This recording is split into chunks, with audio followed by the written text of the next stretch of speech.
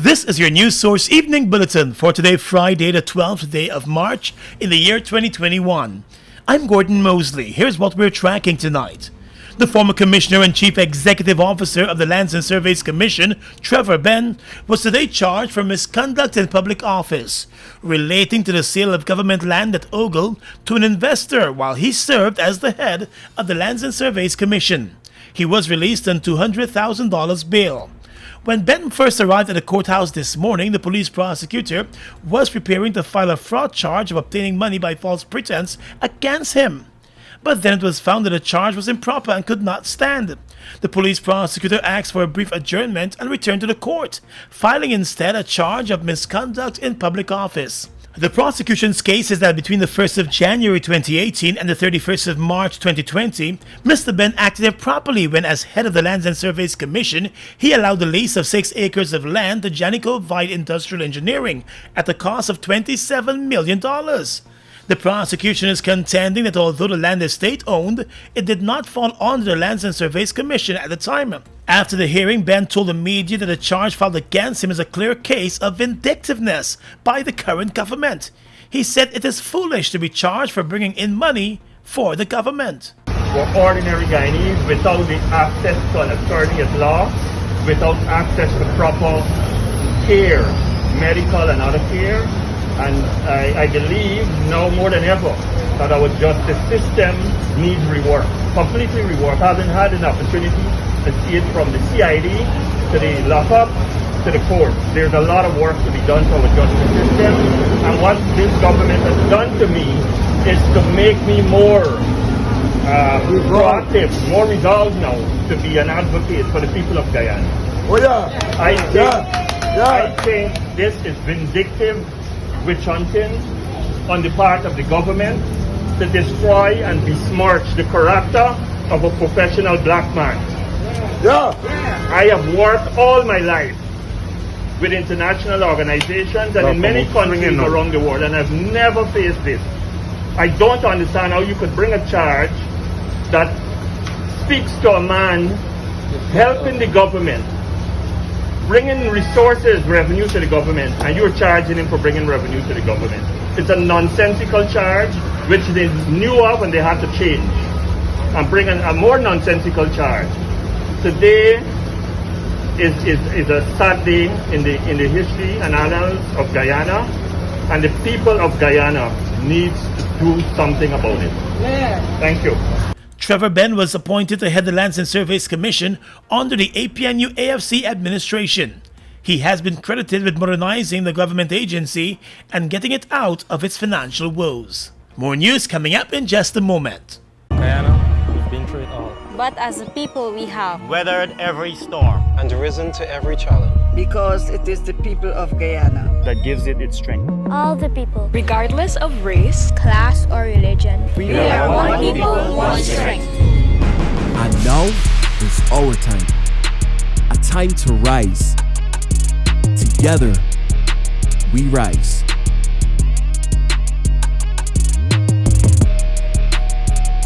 Leadership, empowerment, success. International decade for people of African descent. Assembly, Guyana. Hands up, hello, we started. Business, hello, we started. Rise up, hello, we started. We Afro Guyanese, tell them. Invest, hello, we started. Business, hello, we started. Success, hello, we started. We Afro Guyanese. We Afro Guyanese. Pride and success in we. Go check our history. Leadership in our youth. Tell them we stand together united. With our business, don't fight it. We Afro Guyanese. There's pride in we. Leadership in our youths, go check our history. We Afro Guyanese. Tell them, invest color we started. Business color we started. Success color we started. We Afro Guyanese.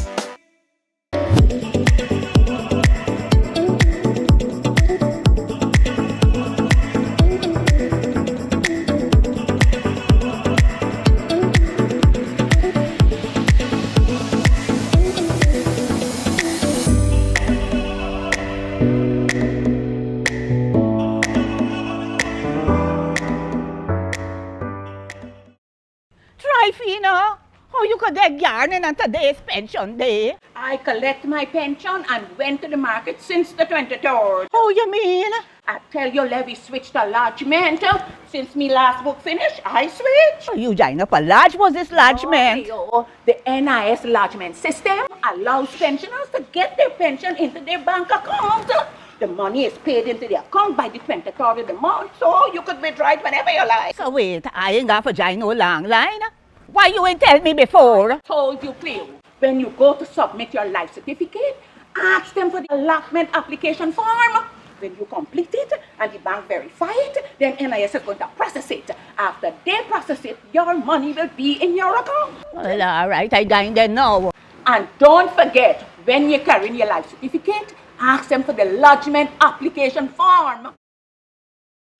For further information, please visit the website at www.nis.org.gy, the National Insurance Scheme Facebook page, or your nearest NIS office. You taste the cheese, you hear the crunch. Grab a zoomers and zoom into fun. And with the first taste, you feel like you don't want it done. Blast off to a whole new place with every single bite. The cheesy goodness bring your taste buds alive. So let's just zoom into fun with this wheel-shaped light. Zoomers, zoomers, zoom into fun. Go spread the word in your area. We gonna end filaria. For the past 2 decades, the global community prioritized eliminating lymphatic filariasis, commonly known as filaria, as a public health problem. Many countries in the Americas have achieved this goal. We're looking to have 100% eradication of this disease in Guyana. So we look forward to all of our citizens working with our teams, but in the Ministry of Health, as they go around in our communities, meeting with you to administer this pills. And I will encourage you all to take your pills so that we can once and for all rid Guyana of filariasis. We have to get rid of the negatives in relation to filaria. So please let the science be your guide and take the tablets. My family would be taking their pills. I do hope that you would also be taking your pills so that we can together work on eliminating filaria from Guyana. Filaria gonna get knocked out. TKO. A message from the Ministry of Health in collaboration with PAHO. We are legions of men standing strong, but never too proud to stoop and help someone. We must send a clear signal to all. Do right. Walk in upright ways, knowing that's what being a man is all about. And ever aware that things will only get worse when good men do nothing. Stand strong. Be the one to live right. Mom, what are you doing with GPL on your list? Child, you forgot I have to pay GPL? You got time with GPL? I have to keep these lights on. The customers who think in that manner and refuse to honor their obligation to GPL are obviously not playing their part in ensuring quality service delivery. So, I will continue to pay my GPL bill on time, every time. I recognize the value of your point, Mom. You were right.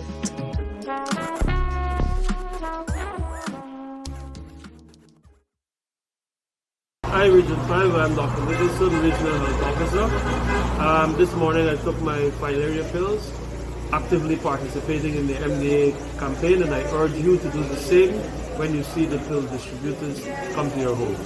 Thank you very much. Your filaria pills, use your taper drug IDA. Let's all get rid of filaria.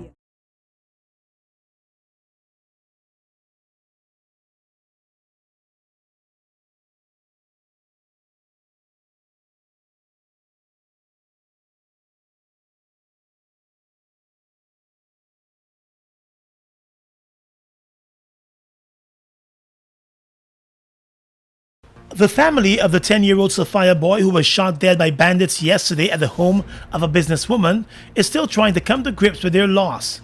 Today, the family was visited by the opposition leader and a team from the APNU-AFC coalition. The Minister of Human Services also paid a separate visit. The young boy Anthony Court and his mother were at the home of a businesswoman when two armed men invaded the property. The boy was in the upper flat of the house while the bandits robbed a number of persons in the bottom flat of the building of a quantity of cash and jewelry. The robbery victims were then forced to go to the upper flat of the house. At the same time, the boy was exited in a room, and one of the bandits opened fire on him, hitting him to the chest. The bandits escaped and the emergency services were summoned. Opposition leader Joe Harmon today offered prayers and support to the family, expressing shock and sympathy over the murder. We mourn with you the death of your son this morning. I said earlier it is an untimely death. No one expects that a child at 11 years old would be... He's not 11. Is he 10? He's 10. As 10 years old, would actually be buried now. You can understand people have had a full life, but this life was ahead of him. And to die in the way in which he died is really a sad situation. We've always felt that communities, the Sophia community, and all these communities must be better served by a Guyana police force. That they must create and provide a security and a secure environment in which people must feel comfortable, in which they can do their business, and in which they can live and develop their children. So this morning we are here with you, and we want to let you know that we are very sad about this situation. The Guyana Police Force is still investigating the crime this evening. Guyana has recorded 76 new cases of coronavirus in the past 24 hours, taking the total number of active cases to 592. The country has also crossed the 9,000 mark of the number of positive cases diagnosed since the first case was found 1 year ago. Based on the figures released by the Ministry of Health in the past 3 days, the country has recorded a total of 222 new cases of the disease. The spike in new cases is coming at a time when the government is rolling out the coronavirus vaccine. I'm really optimistic because I've seen the rush, so to speak, to get the vaccine, which is good. I've seen a lot of older persons coming out to get their vaccine, and I think that's quite commendable that they want to get their vaccines. As we know, these vaccines are very protective, and once you get your shot, you come back for your second dose, and you'll be protected so that you wouldn't get the more severe form of the infection. And that's extremely important. Just over 1,300 persons have been vaccinated so far. The Health Ministry continues to plead with citizens to follow the COVID-19 guidelines and to avoid large gatherings. Let's tell you now that President Irfan Ali, First Lady Arya Ali, and Vice President Bawar Jagdeo all received their first doses of the COVID-19 vaccine on Thursday at State House. The Office of the President released the information about the vaccinations today. In a statement, the President encouraged citizens to take the vaccine while reminding them that it's not mandatory for them to take it. And I want to take this opportunity to encourage every Guyanese to take the vaccine. Whilst it is not mandatory, I want to urge you as far as possible to consider taking the vaccine.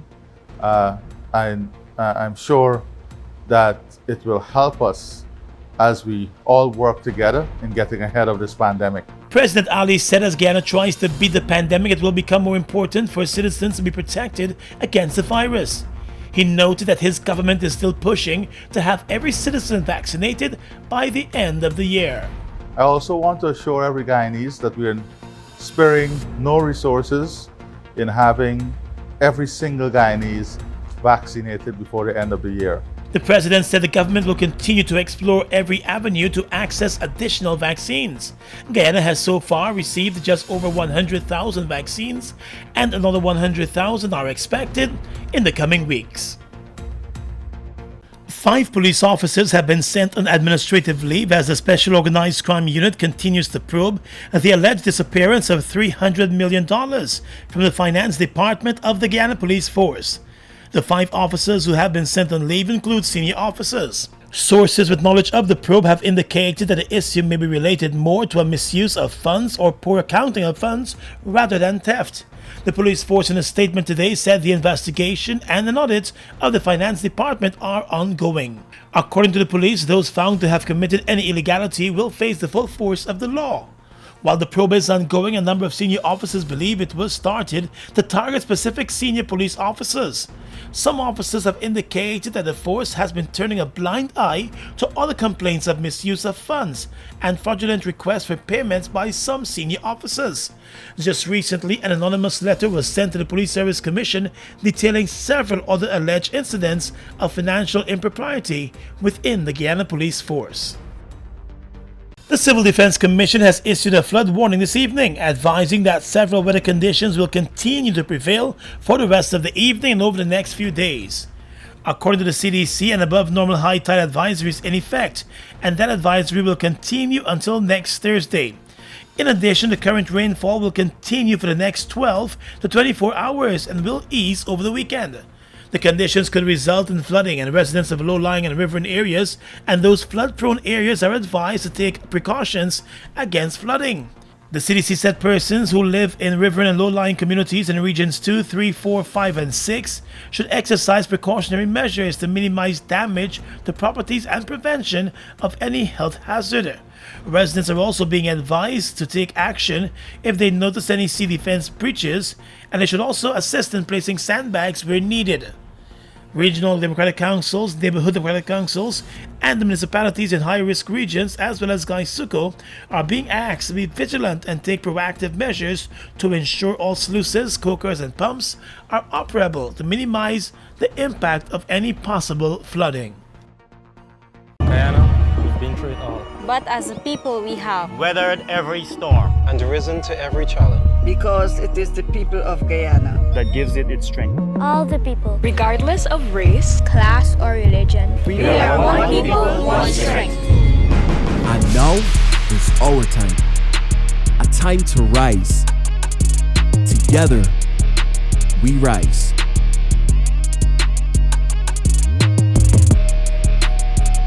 Fuel it up and drive, super 95. Tune up, fuel it up and drive, super 95. Tune up.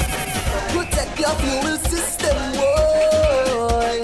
High mileage and performance, boy. Guy Oil Super 95 gasoline gives you more reasons to drive and is available at 56 service stations nationwide. For affordable price, high performance, and high mileage, choose Guy Oil's Super 95 gasoline. Fuel it up and drive. Go spread the word in your area. We gonna end filaria. For the past 2 decades, the global community prioritized eliminating lymphatic filariasis, commonly known as filaria, as a public health problem. Many countries in the Americas have achieved this goal. We're looking to have 100% eradication of this disease in Guyana. So we look forward to all of our citizens working with our teams, but in the Ministry of Health, as they go around in our communities, meeting with you to administer this pills. And I will encourage you all to take your pills so that we can once and for all rid Guyana of filariasis. We have to get rid of the negatives in relation to filaria. So please let the science be your guide and take the tablets. My family would be taking their pills. I do hope that you would also be taking your pills so that we can together work on eliminating filaria from Guyana. Filaria gonna get knocked out. TKO. A message from the Ministry of Health in collaboration with PAHO.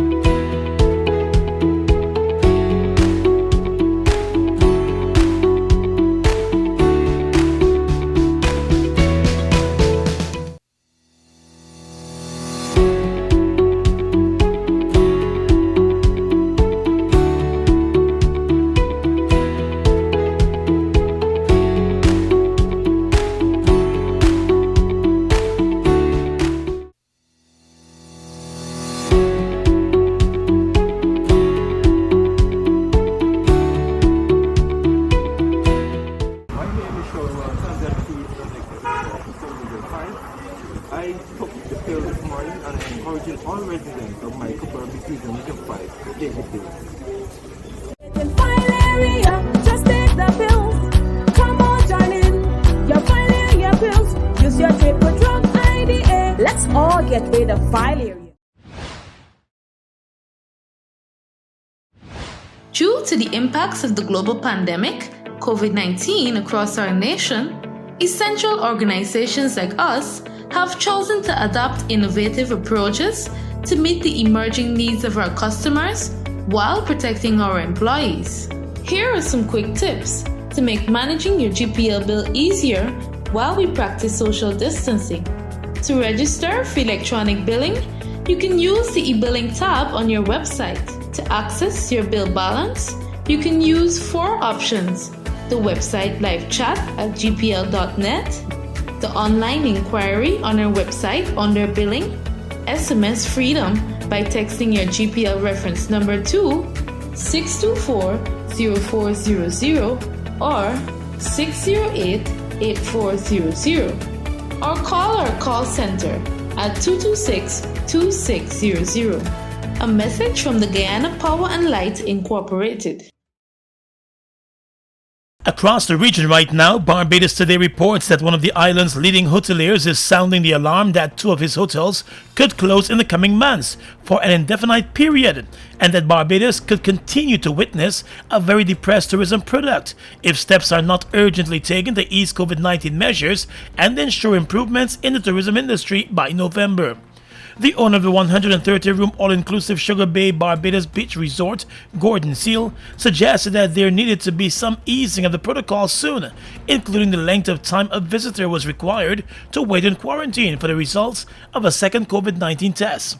He said that while he understood measures were needed to curtail the spread of COVID-19 and there was no crystal ball from which to see the future, he believes the authorities could plan in a way that would allow for hoteliers to better structure their operations and know where they are going. Across in Jamaica, the government of Jamaica is moving to acquire critical pieces of equipment that will allow the country to conduct tests for the presence of COVID-19 variant strains in the island. The Minister of Health and Wellness, Dr. Christopher Tafton, made a disclosure at a virtual press conference.